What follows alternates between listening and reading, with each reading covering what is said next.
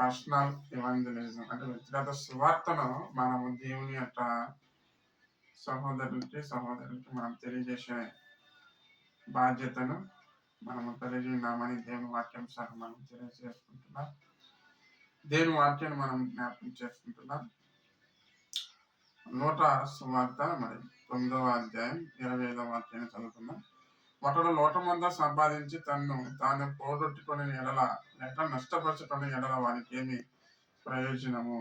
అంటే చూడండి, ఇక్కడ వ్యక్తిగత సువార్త అంటే మనకి ఏం జరుగుతుందంటే, మొదటిగా మనము కలిగి ఉండాల్సిన అవసరం ఏమైందంటే సువార్త కలిగి ఉండాలి. సువార్తను మనము ప్రయోజకులుగా మనం ముందుకు కొనసాగించబడాలి. అంటే సువార్తను మనము అనేకులకు విస్తరింపజేసే వారిగా మనం ఉండాలని దేవుని వాక్యాంశాల్లో తెలియజేస్తుంటున్నాం. అయితే లోకమంతా సంపాదించుకుంటున్నాం. ఏముంది లోకంలో అంటే శరీరాశ, నేత్రాశ, జీవబుద్ధము, ఇలా రకరకాలైనటువంటి ఆ యొక్క శిథిలమైన వాటిని, పనికిరాని వాటిని, నిశ్చలమైన వాటిని, తుచ్చమైన వాటిని సంపాదించుకుంటున్నాము. కానీ తను తాను పోగొట్టుకోవటం అంటే దేవుని యొక్క సత్యమైన సువార్తను మనము కలిగి ఉండలేకపోతున్నాం, అలాగే నష్టపరుచుకోకపోతున్నాం. కనుక దేవుని సువార్తను మనం కలిగి ఉండి దేవుని యొక్క సువార్తని అనేకలకు తెలియపరిచే వారిగా మనము అటువంటి ప్రయోజకులుగా మనం కొనసాగించబడాలని ఈ దినం తెలియజేస్తున్నాం.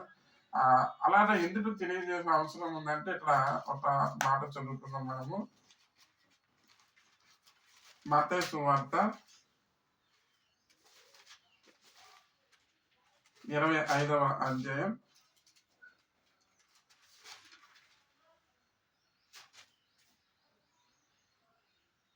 'పరలోక రాజ్యాన్ని గురించి మరి దేవుడు తన యొక్క శిష్యులకు తెలియజేసిన విషయం ఏమైందంటే, తలంతులు ఎలా సంపాదించాలి అంటే దేవుని యొక్క సువార్తకు సంబంధించినటువంటి అంశం మనం తెలియజేసుకుంటున్నాం. 25వ వాక్యాన్ని కనుక మనం చూస్తే, యజమానుడు బలా నమ్మకమైన మంచి దాసుడా, నీవు కొంచెంలో నమ్మకంగా ఉంటే నిన్ను అనేకమైన వాటి మీద నియమించదను, నీ యజమాని సంతోషంలో పాల్గొందామని అతనితో చెప్పాను.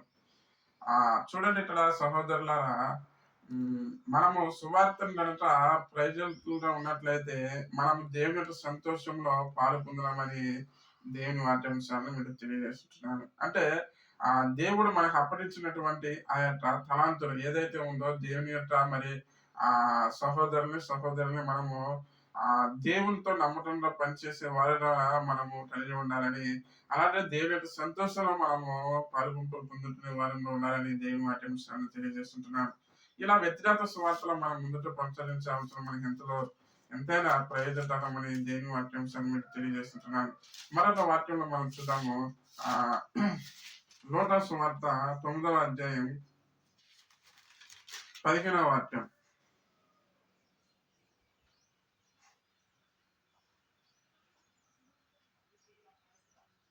వారు ఇంచుమించు 5,000 మంది పురుషులు. ఆయన వారిని 75 మందిని చొప్పున పంతులు కూర్చుండబెట్టని తన శిష్యులతో చెప్పగా, వారు అలా చేసి అందరినీ కూర్చోబెట్టిరి.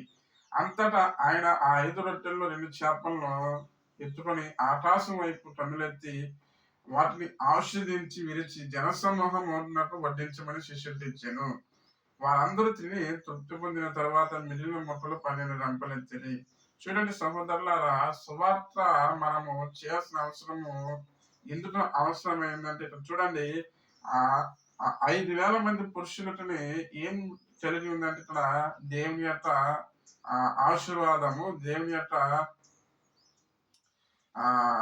మనము శక్తిని కలిగి ఉంటున్నాం. అంటే చూడండి, సువార్త మనము ఎప్పుడైతే ప్రయోజనంతో మనం కలిగి ఉంటామో దేవుని శక్తిని మనం పొందుకున్న వారమై ఉన్నాం.